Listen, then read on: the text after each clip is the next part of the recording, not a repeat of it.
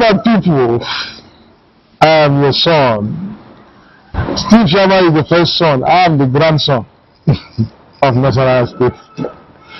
I am hanging out along Steve Sharma and Ibrahim BS.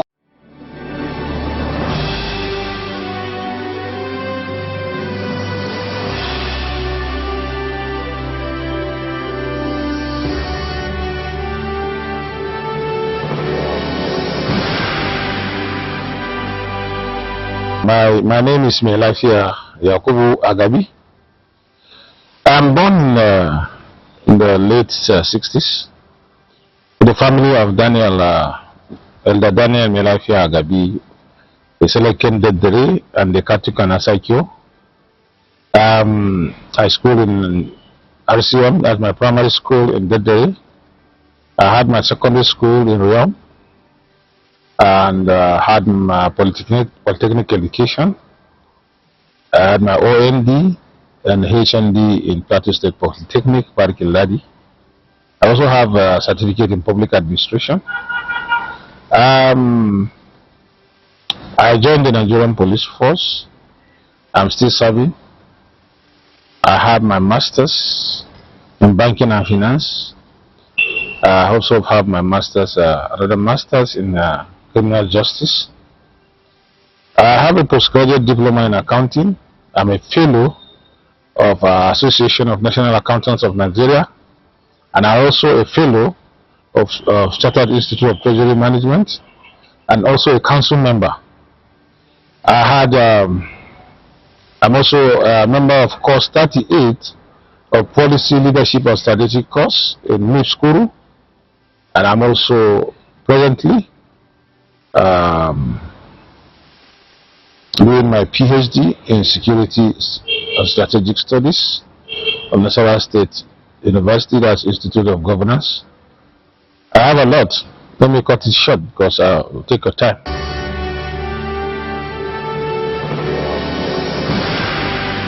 I call myself an accidental police officer because I have never wanted it initially. My elder brother was the one who advised me to join police at that time, bearing in mind the difficulties our father was going through with 9 boys, 1 girl, and other dependents. And he said, I can help myself. And I think I heed to his advice and I went into the police force. And here I am today.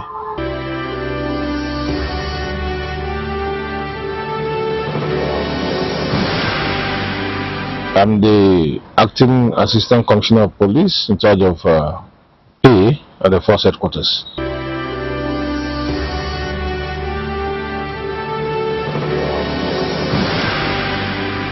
Well, Mailafia Peace and Unity Corps is a child of the Mailafia Peace and Unity Foundation.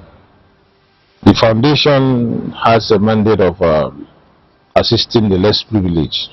That's the essence of it. We talked about the widows, the orphans, and those that are weak, meaning the elderly.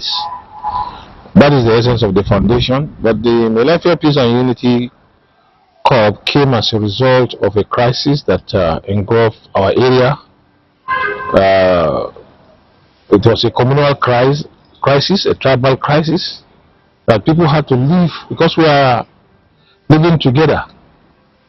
Different tribes. So when this crisis came, it divided us and we became scared of each other.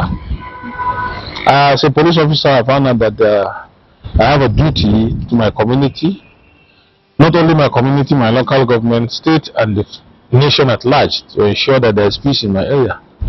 And as a result of that, we came with football competition, which of course mostly youths are the ones that play football. Elderlies entertain themselves by watching football while the youth play. And I felt that that's the best way of attracting these youths that are being used for this crisis.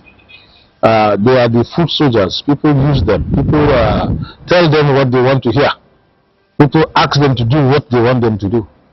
And I found out that it's absolutely necessary that we get their hearts converted to something meaningful. so that they can stay away from trouble. And that gave back to the Mailafia Peace and Unity Corps. The first edition came to stabilize the security situation, the crisis situation, which of course it did. And then we went for the second one to ensure that we consolidate on the peace we already had, and it also worked. So as a result of that, we found out that there are talented footballers among them. We said, why not we harness these ones and then let them have something doing for life. I know if one of them is lucky to go out of this country, a lot of people will rest.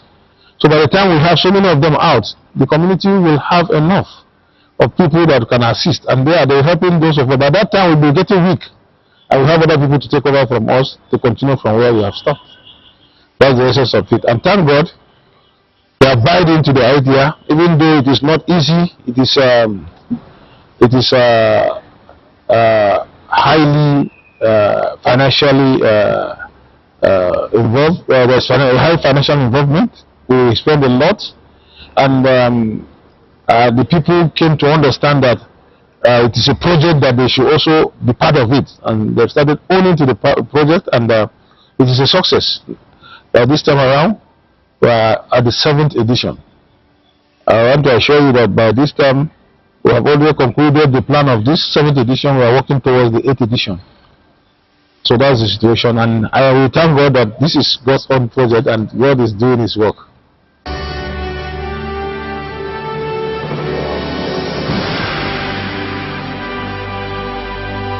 Very easy.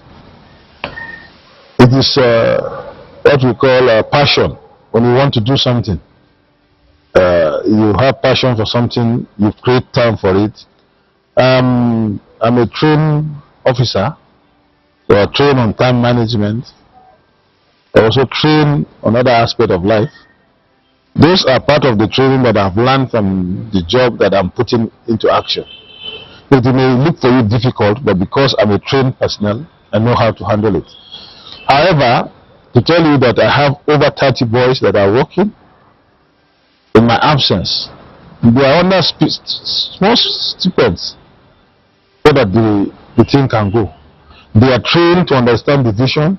They have owned the vision. They have owned the competition, so they do it the way I will do. And then to also interest you to know that I monitor them every day, from the beginning to the end of every match. I'm getting feedbacks, I'm also getting responses, and I give my response. But I want to tell you that those guys are superb. They are very good. They are the ones that started it, so they know it. It's not somebody that I'm changing them. They are the same guys that I've started with them all these years, and we're together. So they are assisting a lot. I'm also giving them just a backup. They are the ones that are anchoring it for now.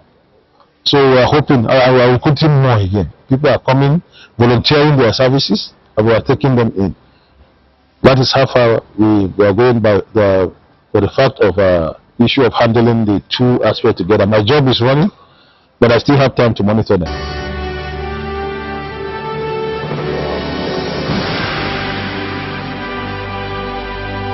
The one thing that I'm sure of is that you will never know the value of your watchman until it's not there. What am I saying? This competition is to take the youth off of vices that are all those bad vices.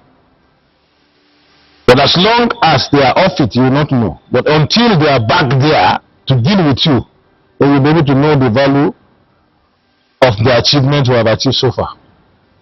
As far as I'm concerned, there are numerous value that we have achieved by getting them off the street. People are not harmed. Boys do not think of hurting anybody. They do not go after anybody. Those are achievements that we have achieved already. The only thing we need to do is we are going to achieve more by the time the second phase of our program starts. By the time we started having them going out of the country and earning foreign reserve or foreign exchange, coming back to the nation, to not only add value to our community, add value to our state, add value to our local government and the nation at large. and at least they affect the GDP. So in the near future, we'll be able to see all those physical and monetary achievements you want us to talk about. But for now, we have achieved already. Since there is peace back to the community, people can go and sleep in their house, they can go to their farms. We have achieved. The only thing now is that we are going to consolidate more on it and then work on how to see get these young boys go out of this country and earn foreign currency for the country.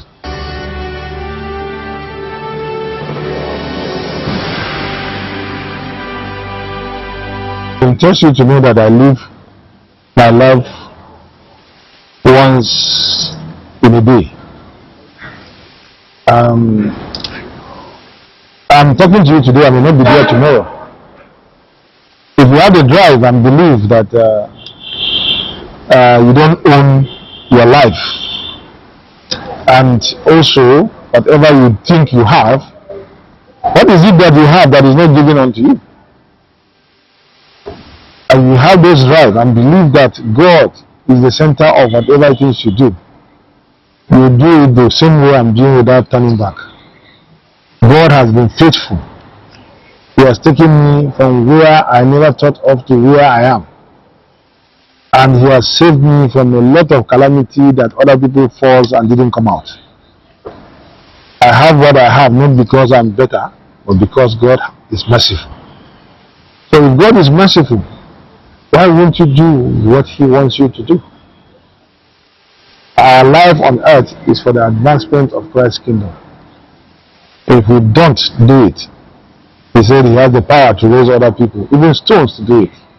So why should I allow Him to raise stones when I'm alive? Thank you, sir.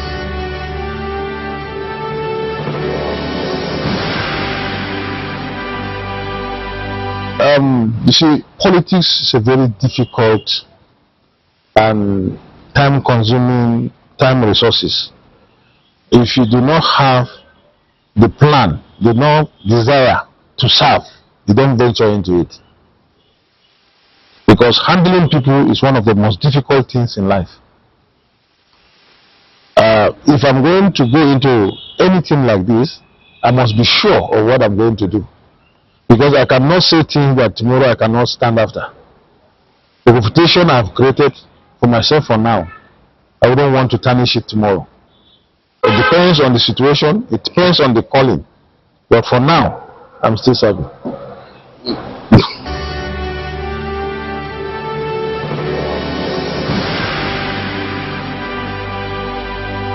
I'm not. Why? Because we are known for farming. I've not seen youth engaging themselves much on farming. And the government is not doing anything to assist them in that level.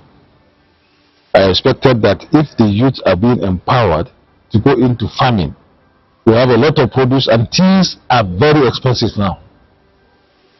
The yams we were buying before, or the ones we sell before from our farms of 50 kobo, 50 naira, 1 naira, are going to 5,000.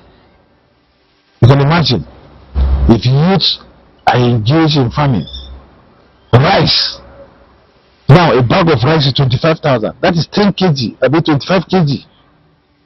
If youths are given the opportunity, if the government will look at people getting some few youth and then use them as a pilot program and give them all the necessary requirement or the financial requirement to be able to start farming in a business form, I think we'll be able to get this state out of the situations we have now. Talking about education, what I saw is that we have quality buildings, classes and the rest. But the issue is, what are the quality of our teachers?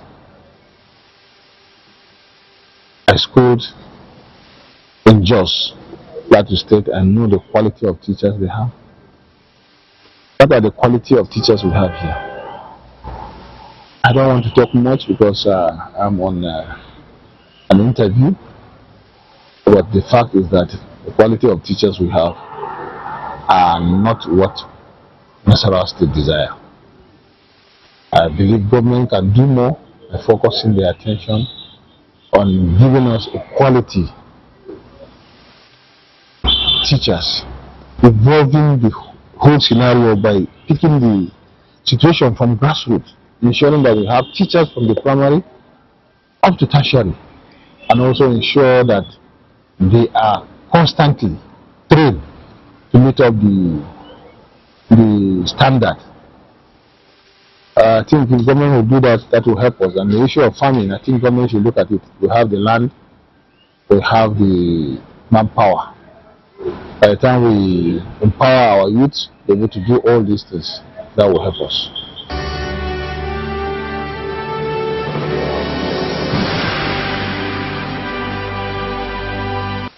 Christmas is a time for Thanksgiving and a time to share. People are going through a lot. If you go into the interiors, you'll be able to know what I'm talking about. People are suffering. I want to call on all Christian faithfuls to look around them, to see those people that really need assistance and render help. It is not easy, but I know God will help us.